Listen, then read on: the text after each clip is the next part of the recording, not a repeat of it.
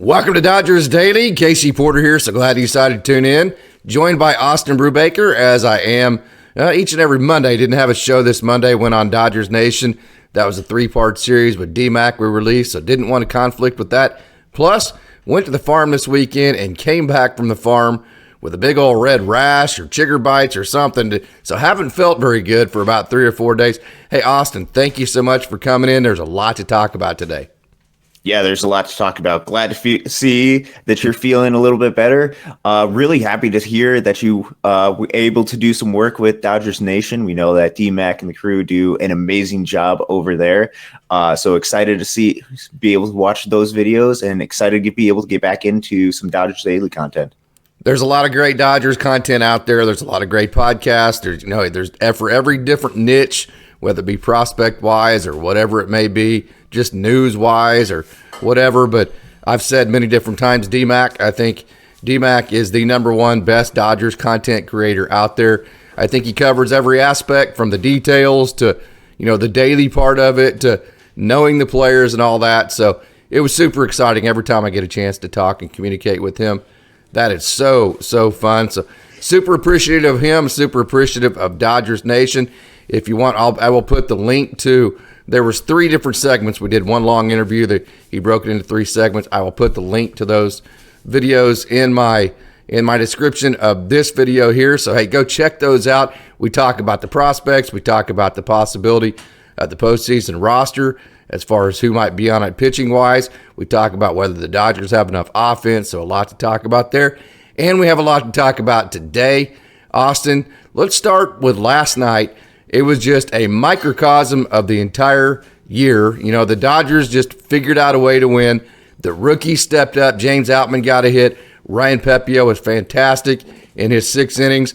And then, it ended in a way that nobody could have scripted, in the sense that the Dodgers got 2 singles, a hit by pitch, and the game-winning single came from Muncy, who's going to have more RBIs than he does base hits on the year. So, yeah, you can't script that kind of stuff. And Brusdar Graterol got to pitch in front of his mom, of which he had not gotten to do in the last 7 years. She was a huge part of his life. We got to see Alex Vesia.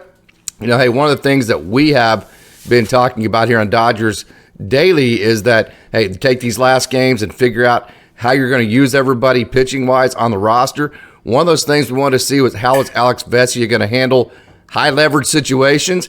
He came in last night with the bases loaded, got out of the top of the 9th, gave the Dodgers the chance to win in the bottom. So you got to see Alex Vesia in high leverage. You got to see J.D. Martinez continue to rake. Freddie Freeman, he's going to have 60 doubles and 200 hits on the year. Mookiebetts had 3 hits as well. And then Ryanpepiot obviously had the fantastic outing. So, man, there was a lot to like about last night. Yeah, a lot to like about last night. Obviously, when you get a walk-off win from Maxmuncy, you got to be extremely excited about that. But even that wasn't the moment of the game. It was Brusdar Graterol being able to pitch in front of his mom, and just the emotions that he had with that, for all of the fight that he had through all of the times when he was away from a lot of his family, to be able to finally do that and to see just how much that meant to him and how much this game means to all of these guys. It really does matter. And so that was an amazing moment. And then you go up and down throughout this game, a lot of unique, hard-fought ways to win games, which is what this Dodgers team has done throughout the entire season. They have found a way to win. They've relied on guys they haven't relied upon in the past, a lot of rookies, a lot of different guys. They've had to come up clutch in different situations. Last night was a really good inside picture of how this season overall has been for the Dodgers, and just the uniqueness of what this team has been in comparison to some of the previous years where, per se, it might have come a little bit easier. This last night, they were able to find different ways to win, and that unique ability is something that is needed going into the postseason. Yeah, I would totally agree with that. Hey, and I thought the Brusdar Graterol moment, one thing that we try to do here at Dodgers Daily is more so than just read off numbers. hey, we like to show you the personalities of these guys. We like to tell you their backgrounds. We like to just kind of show you their daily grind, if you will, as far as how they're progressing through the minor league system and how these guys are, sometimes you think they're major league players. They make everything look so easy. You forget that they're humans. You forget that they have moms and dads and aunts and uncles, just like we all do, right? So that moment for Brusdar Graterol, from the perspective of how we handle Dodgers Daily, the coverage of these players, I thought that was done perfectly by Dave Roberts. I thought Jessica Mendoza and the broadcast crew there, I thought Joe Davis as well, I thought they did just a wonderful job bringing out the personal side of that moment. So, hey, that was cool to me because that's the type of coverage that I like. Oh, yeah, for sure. And I think we take for granted, especially living in America, just being able to have friends and family we grew up with kind of be there for us in a lot of our big moments. And for a lot of these international players, they don't get a lot of that. They're going to a completely new place, completely new language, and being there through all of the hardship that Major League Baseball has, without a lot of their family being there a lot of times. And so when you get that opportunity to do that, whether it is sending some video back, I know you cut up a lot of coverage from the minor leagues of a lot of these international players, and I know their families greatly appreciate that because of that. And throughout all of this, being able to be there in person is just different and just so incredibly special. So that moment you can't put enough words of what that meant. And obviously Brusdar, who's been amazing this year, who's been incredibly reliable, that just meant so much to him. And that is what baseball's about. Yeah, and you get to see it a lot at the high A level in Michigan, because you're talking about guys that are going from tropical climates. And I mean, by the time hey, you go to Rancho, that's a little bit more familiar of an environment for them.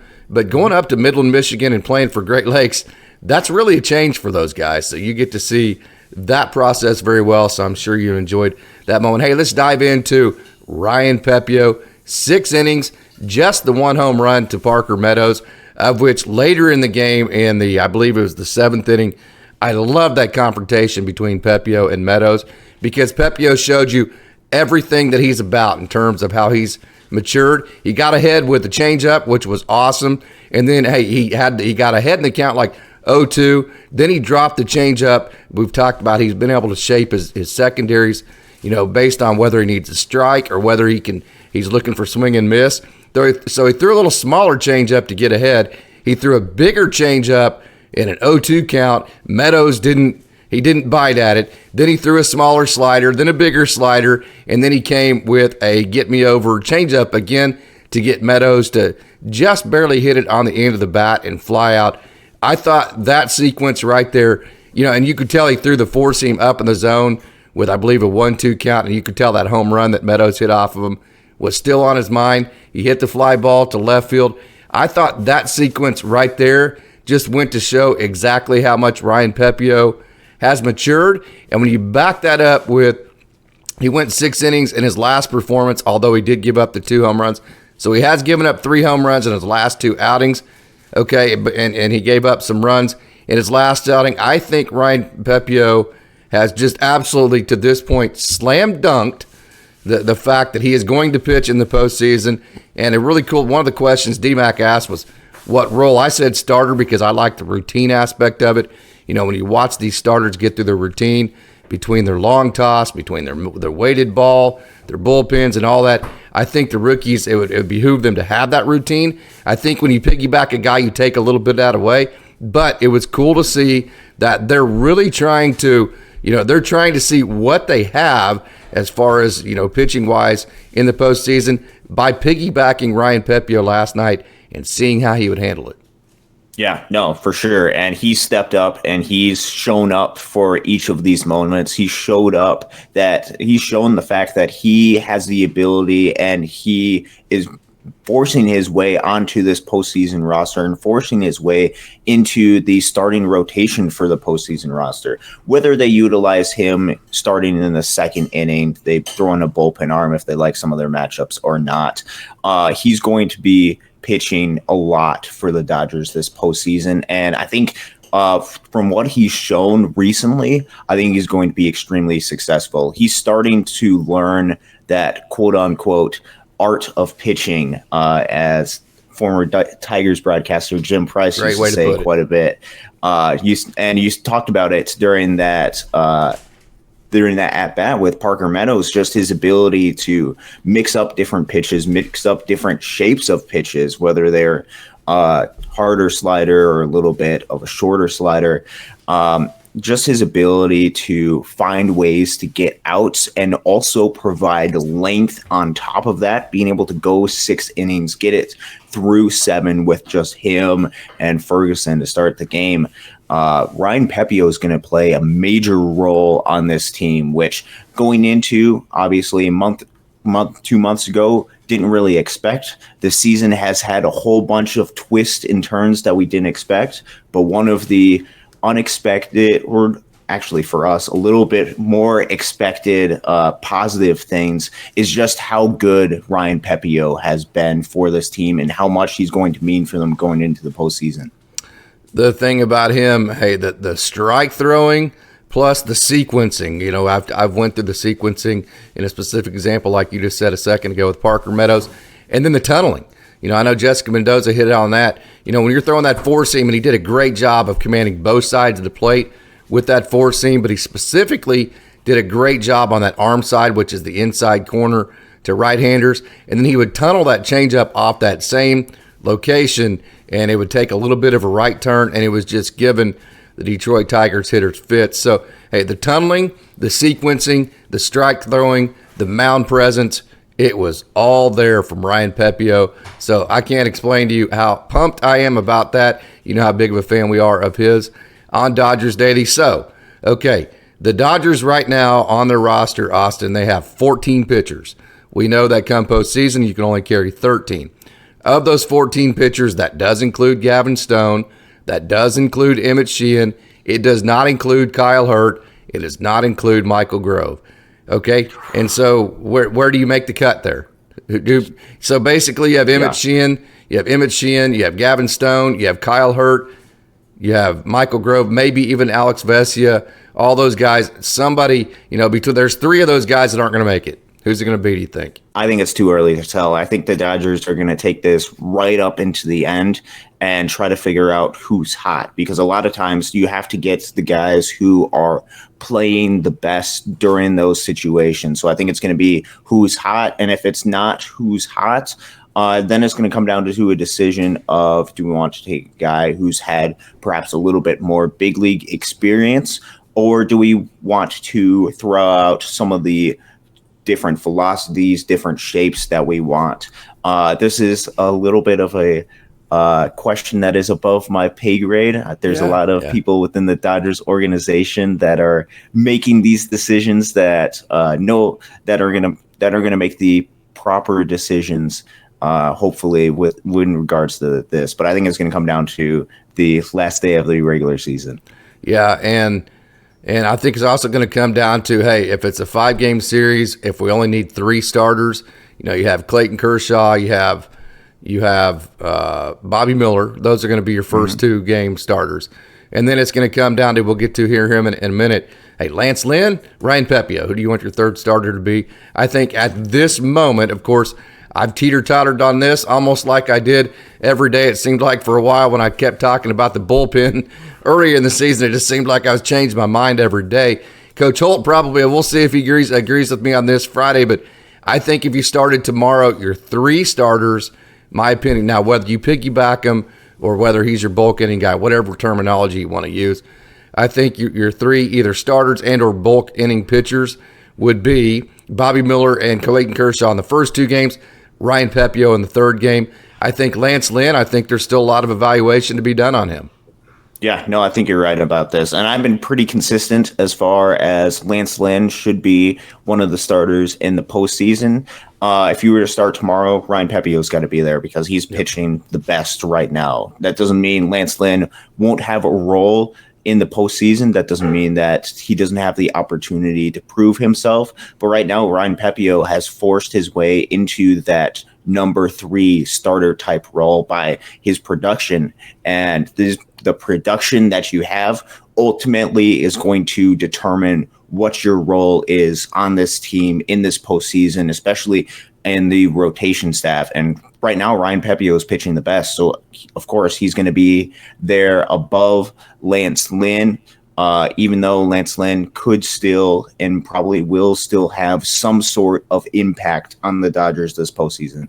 Yeah, the thing about Lancelynn that I came out of this is just me. I came out of his last performance with more questions and more concerns, I think, than I did answers.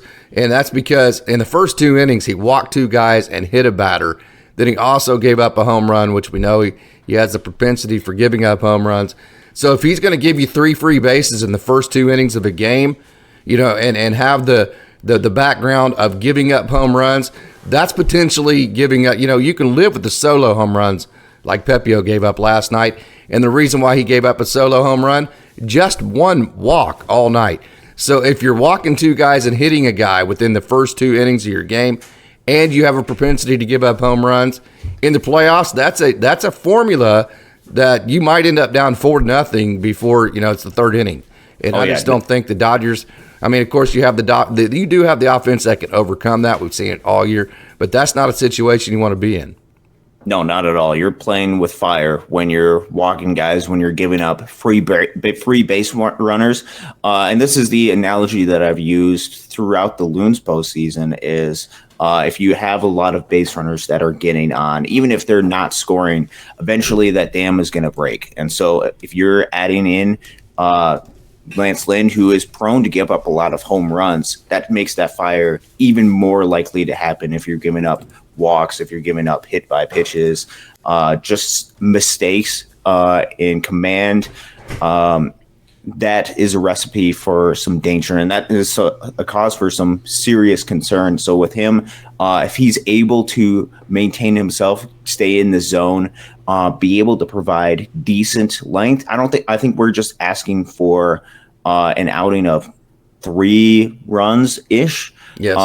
Living it to 1 or 2 runs, just keep the offense in the game. I think that is the recipe for him and for the Dodgers to be successful in his outings. But in the postseason, if he's struggling with command, I think you could see him potentially getting a pretty short hook, which is something that you often see with a lot of these starters. It's very different than the regular season. Mm-hmm. They're more than willing to pull him if he's off of his game. Yeah, and it's more about quality than it is quantity. A lot of times at 162, you'll lose some battles to win the war, meaning you'll let a guy stretch out knowing he might give up 2 or 3 more runs in that game. But, hey, it's going to save your bullpen, so it might win you 2 or 3 games down the road because you kept your bullpen fresh. That's not how you approach the playoffs. You cannot, hey, it is win now. You can't afford to give up those 2 or 3 runs. So you're not trying to lose battles to win wars in the postseason. You have to win every battle. So that's where the short leash comes in. That's where my concerns are with Lancelynn. That's where, in my opinion, Ryan Pepiot has leaped him because Ryan Pepiot is not walking people right now. Just 1 walk last night, and he has all the shapes, and he has all the different ways of approaching hitters. So it just seems like to me the Dodgers are making 2 different bullpen rotations. Rotation number 1, I think would be the go-to one.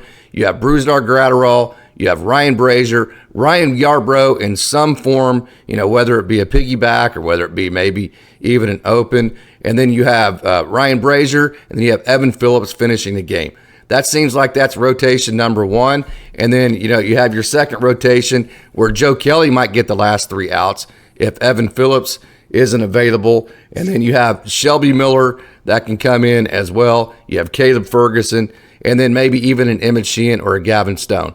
So it seems like the Dodgers, they have 2 different rotations working right now as far as their bullpen goes. And I think they've separated it pretty good and made 2 different, setups for their bullpen that have a chance to be very successful.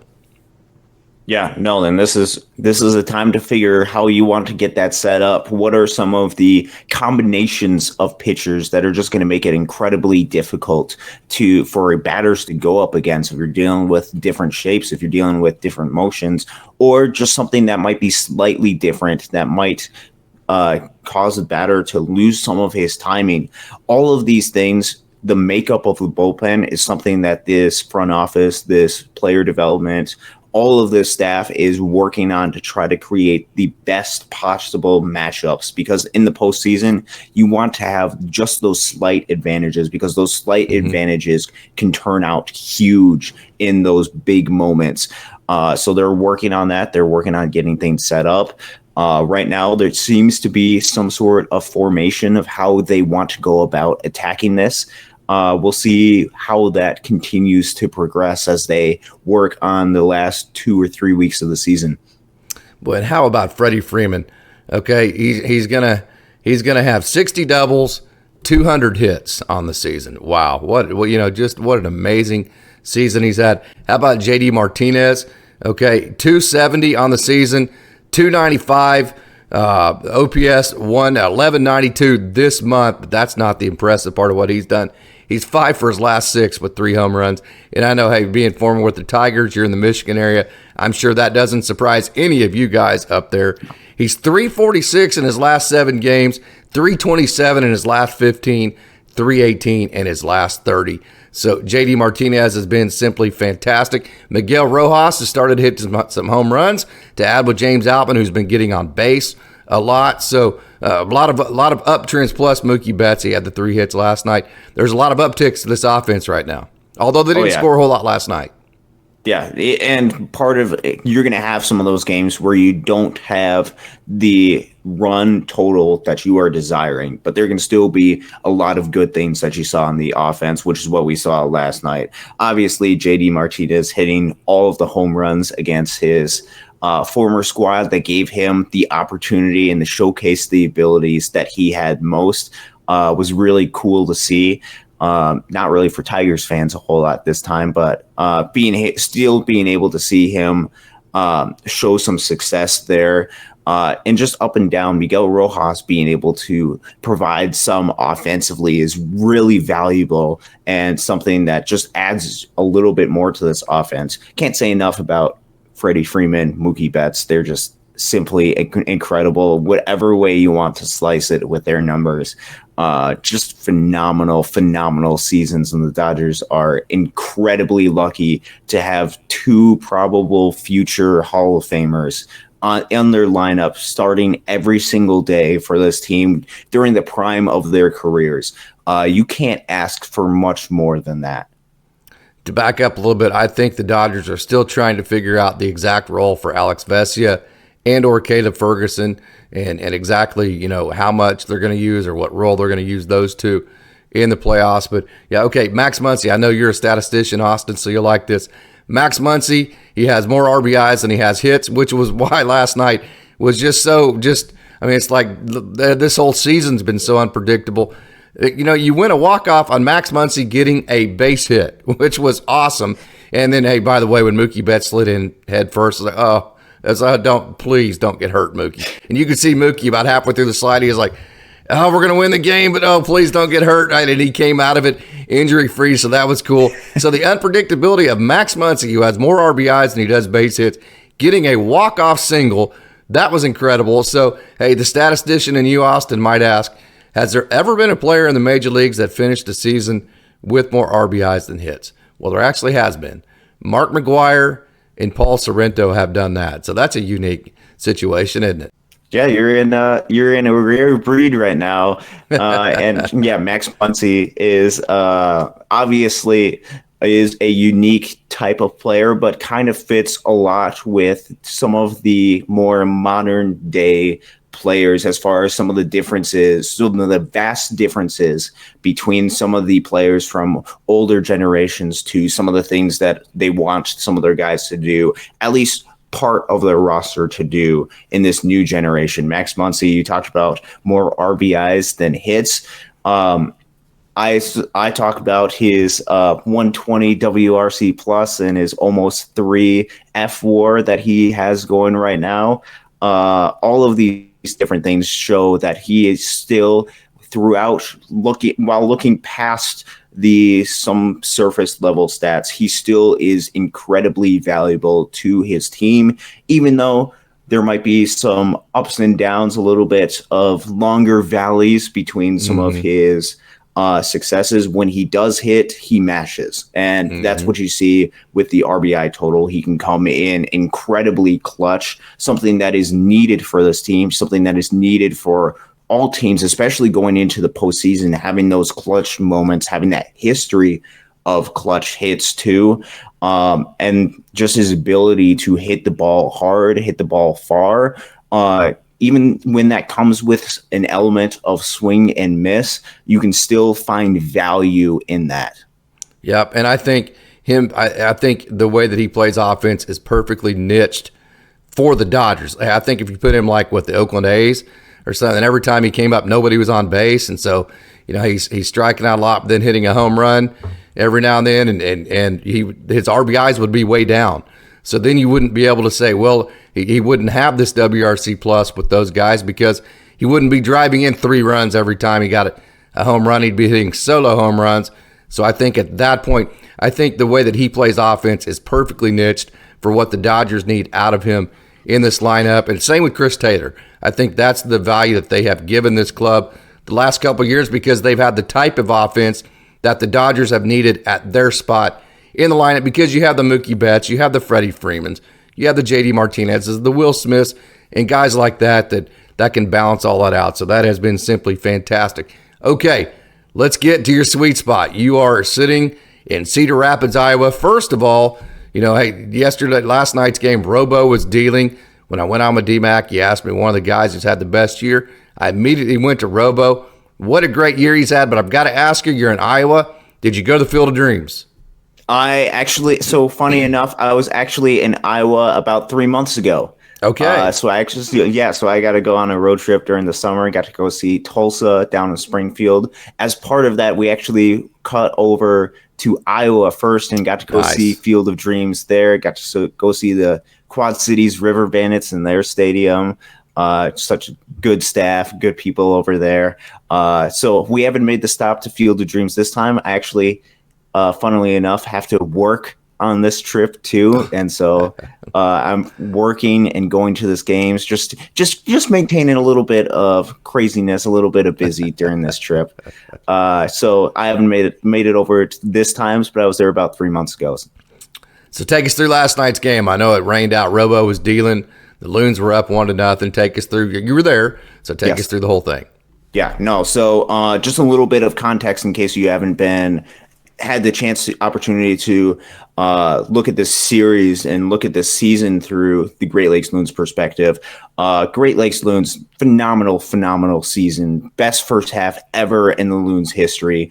Make it to the postseason because of that first half win. And then they go up against Fort Wayne, win the series 2-1. Extremely happy, extremely excited about it. They're going up against a Goliath right now in the Midwest League in Cedar Rapids, he has been the best team consistently in the Midwest League this season. Who are they affiliates of? They are the affiliates of the Minnesota Twins. Okay. So they go from there to Wichita. Nice. Okay. Yep. Yeah. No. And they've got a good run organization. They've got a lot of good people over there. Wichita's been really, really, really good for like 3 years in a row. So Minnesota ought to be getting to one of those runs where they ought to be pretty good, but not to cut you off. So continue with the Great Lakes there. No, and if you look up and down their roster, they've got a lot of guys who have been extremely productive, especially offensively, which kind of goes into some of the further points that I'm going to make. Game 1 of the series happens, and it was a battle that the Loons and the Colonels went through. Unfortunately, the Loons had a 6-5 lead that they ended up giving up in the 9th. They asked a little bit too much, you could say, from some of the guys in their bullpen, ended up losing that game, which was devastating to that team. I can imagine the 8-hour bus drive from Midland, Michigan to Cedar Rapids was just devastating. And so you go into game 2, a deciding game 2, where if you lose, your season is done, where you don't know how your guys are going to react. I was there, and the guys were fired up. They were determined. There's no team that I've seen in the Midwest League who wants this more than the Loons. Perhaps that's a biased take. I see the Loons all the time. But I also know what this team means to them, to the players. I know what this team means to the city, because it wasn't just the players that arrived in Cedar Rapids that made the 8-hour trip.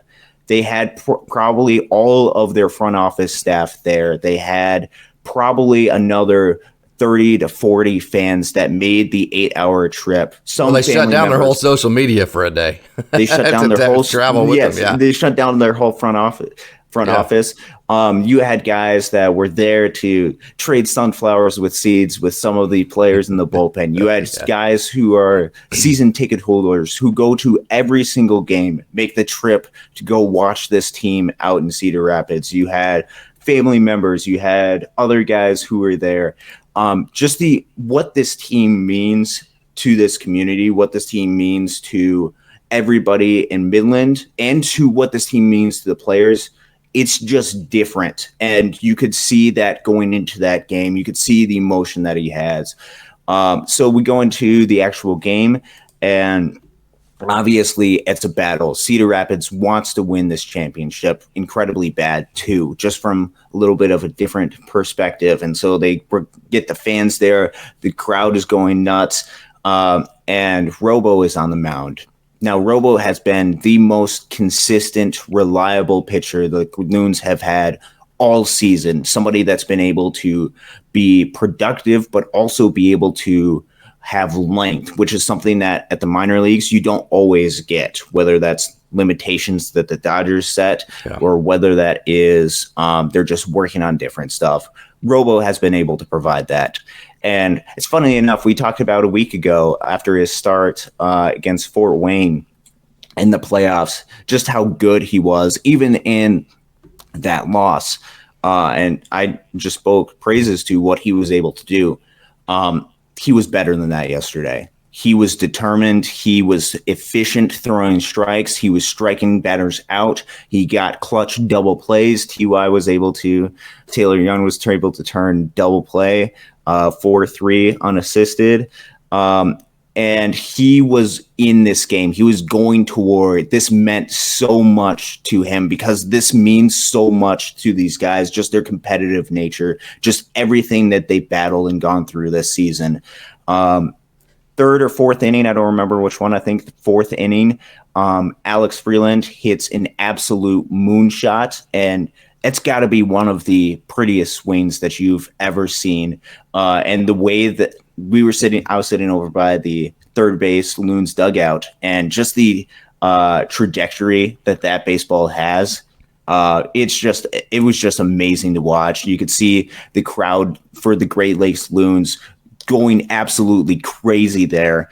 So then we get to about the fifth inning, and there had been prospects of rain throughout the game, and it's coming down fairly decently, but they decided to go back out there for the fifth inning. Loons go up to bat. They get a base runner. Bubba hits a base hit to center field. There's 2 outs. They're kind of playing through some tough rain. And then during Jake Vogel's at bat, there's lightning. Now they decided to play through the lightning, even though it's probably in the area. And so they get through Vogel's at bat. He strikes out. And then they decide to call it. And that was extremely upsetting. Not if you just get through 5, the game's over. I don't think it necessarily was that. I think it was I think that's part of that, obviously. But I think, to be fair to the Colonels, you want these games to finish off completely. You don't want a rain-shortened game to either end of the season or be a deciding factor in what the season actually has. I think what was frustrating most and most disappointing about this is Robo didn't have an opportunity to show just how good he could be, because he would have taken that opportunity and just lit up the Colonels in that roster. I tweeted out last night that the Colonels got lucky because Robo was absolutely dealing. That's because the Colonels got lucky and Robo was absolutely dealing, and he would have absolutely shoved. So that creates a little bit of a pickle. The championship, barring rain, will be decided tonight. Okay. So finished last night's game plus another one, hopefully. Yes, so they are going to resume last night's game from the bottom of the 5th inning. Loons are up 1-0. They're going to finish off that 9-inning game. Then when it goes to a game 3, you can fill in the blanks of how that goes to a game 3. It is going to start 30, 40 minutes after that completed game. It is going to be a game-deciding, championship-deciding 7-inning game is what they came to a decision of. Okay, interesting. So that's interesting that they both agreed to the 7-inning game for the championship game. Very interesting. It is very interesting because that shortens the length. Obviously, you're dealing with part of an additional game tomorrow as well. That shortens the length of the game, meaning it's going to be a sprint instead of a marathon for the conclusion of game number 2, and then, if necessary, for the entire game 3, which means you're throwing out your best relievers. You're throwing out every possible guy that you can to win those games. And I know for the Loons, I can speak for them because I know a lot of these guys. I've been following them all season. Mm-hmm. They're gonna be ready. They're gonna be emotionally invested in this game. I know the fans will all show up and return and going to try to will the team that just means so much to this city, means so much to this organization, try to will them to their second ever Midwest League championship. So we'll see what happens tonight. Regardless, it's been an amazing season. I'm sure we'll have a chance to reflect on that in a little bit. But tonight is a very important night for people within the Dodgers organization. So we'll see how it goes. So I'm going to try to get Ryan Follow back on. To the Rancho Cucamonga Quakes lost last night in a high-scoring game. So they lost their championship series 0-2. So their season came to an end, and there was no video of it. So what I'm going to try to do, I'm going to try between today and tomorrow, get Ryan Follow back on the phone so he can talk and tell you all about that series and put a bed and a bow on that Rancho Cucamonga Quakes season to this point. So not going to cover a whole lot of them today. Last night, Kyle Hurd pitched in a piggyback scenario behind Brian Hudson. He went 3 innings and gave up a couple of runs. Miguel Vargas had a couple of hits, but beyond that, hey, I think the rosters are pretty well set as far as position players. So we'll get a little bit more into Oklahoma City. They have like 5 or 6 games left. But, hey, wanted to make sure and get all into all focus right now on the minor league level. I think from even the Dodgers brass right now is with the Great Lakes Loons, and how lucky are we to have an insider with us in Austin Brubaker, who is there to watch it and give us the in-depth descriptions of all of it. One last question about the Loons. Do you think they'll go with the starter to finish the first game and then make the second game a bullpen game? Maybe Ronan Kopp gets to start or something like that in either one of those 2 games? Or will they finish with the bullpen in the first game and then have your traditional starter in the second game?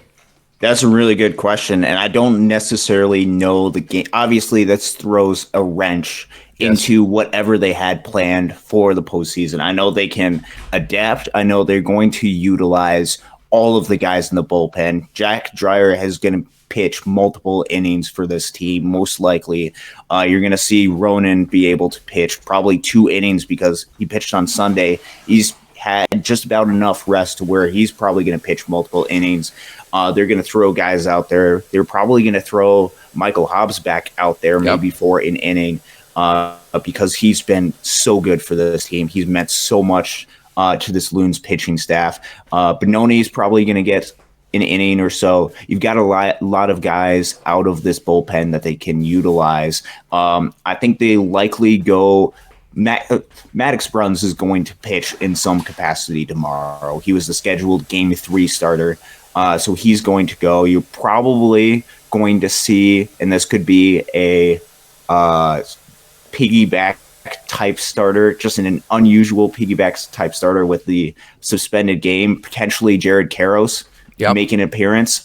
He pitched on Friday. It's been about 5 days or so. You could potentially see him going a little bit because he's been in his outing in Great Lakes. You can't ask for any more than what he's been able to provide. There are a lot of different options that they can utilize. Obviously, it's disappointing because I think Robo is out for tonight's game, which you would have loved to see him be able to fight, be able to compete for that. But they have a lot of guys that they can utilize. They're going to utilize every single one of those guys because every single person within that staff, every single person within the organization is focused and fighting so incredibly hard to win the championship tonight. So they're going to utilize all of their different options. And if Cedar Rapids beats our best, then they'll deserve it, and we'll see what happens. Hey, one of the questions that DMAC asked was hottest takes as far as what the action in the minor league system. My hottest take was, hey, the Dodgers have had 3 guys make their major league debuts this year that were all in high A at some point last year. Gavin Stone, Emmett Sheehan, Kyle Hurt. So my hottest take was I really think, don't have it confirmed, I think Ronan Kopp hit 99 the other night. I do have 98. You confirmed 98. You were actually there and saw it with your own eyes. My hottest take was I think there is a chance that Ronan Kopp could make his major league debut as early as next year. Is that a little bit too ambitious? No, that is not ambitious at all because of how dominant he is. I think it depends on what sort of role they want to utilize him. If they decide to keep him in a starter role, which he was really good at this season, perhaps there's a little bit more that you want to work on. You want to build up some of his innings. If they decide to use him in a reliever, it's lights out. It's game over. He's going to be up in the big leagues pretty soon. He's going to get opportunities to compete against AA pitchers. But I think what we've seen across Major League Baseball is this move towards a lot of these younger guys, a move towards, hey, these pitchers seem to be breaking quite a bit. Let's use them in the major leagues earlier so then we can get more out of these guys. And I think with it, arm talent like Ronan Kopp, with the just uniqueness of his arm angles, with uniqueness of some of the stuff that he's able to provide, some of the angles that he can provide because of the length that he has, I think is going to be utilized. So I think next year, obviously, he's going to start off in Tulsa. I don't think there's much of a question about that. And then it's going to be, if he shoves it in Tulsa, which is a little bit more of a hitters-friendly environment, I think he's off and away going to make leaps and strides and going to force his way onto the Dodgers sooner than later, especially with him being a unique left-handed pitcher. There's no doubt that he is going to move quickly in this organization. And now they've created versatility. He's been a starter up until about the last month. He's been a dominant reliever since, so they can use him in every which, kind of like the Ryan Yarbrough, but a Ryan Yarbrough who's 6'7" and can touch almost 100 miles an hour. Imagine that at the major league level. That's what he could provide. But hey, this has been a great show. Great to get you finally back on the horn. Great to get a show back out there. I think the last time we talked was Saturday morning. So final thoughts before we get out of here, Austin. Big night tonight, obviously. Yeah. For me, for the dedication that all of these guys have put in for the fans in Great Lakes, that obviously is kind of where my focus is at. So should be a good night, could be a heartbreaking night, but I don't think that's what's going to happen. I have confidence in these guys' ability, and regardless, it's been so amazing and incredible and such a privilege to watch these guys grow up and just show the competitive spirit and just show so much for this community, show so much for this team. Dodgers have a lot of fun young guys coming up. They got a culture built up of competitiveness, a culture built up of winning, and that part excites me just as much as some of the success that the team is having right now, because this is how you build sustained success. It starts with the culture. Dodgers don't have the highest draft picks. They're never going to have that with their big league success. But you have a culture set up in place to where you can continue to develop these guys. They know the guys that they want, the guys that they can utilize at the minor league level. They got the best scouting staff, and they get some of the best minor league players across all of the land, internationally and domestically. There's a lot to be excited about. Big night tonight. Dodgers continuing to work towards that postseason, working to continue to find answers. Rancho fought so hard for their team. I know there was a lot of frustrating stuff about that game last night. They worked so hard, and you got to be so incredibly proud of what they were able to do. I know that sucks for a lot of the fans over there who were really dedicated to that team as well in Rancho. You gotta take a moment to be able to take a step back and just appreciate the accomplishments and the success that that team has. It might take a couple days to be able to do, but there's a lot of fun guys coming up, even through the lower minor leagues as well. So big picture, a lot of good things happening. Big night tonight, though. Hope to have Ryan Falla on for the Down on the Farm segment for Friday so he can put a bow on that. Hope to get your thoughts between now and Friday about how things went tonight for the Down on the Farm segment for Friday, and then hope to have Coach Holt join us again. So super excited about that. Austin Brubaker, thank you so much. Thank you, Casey.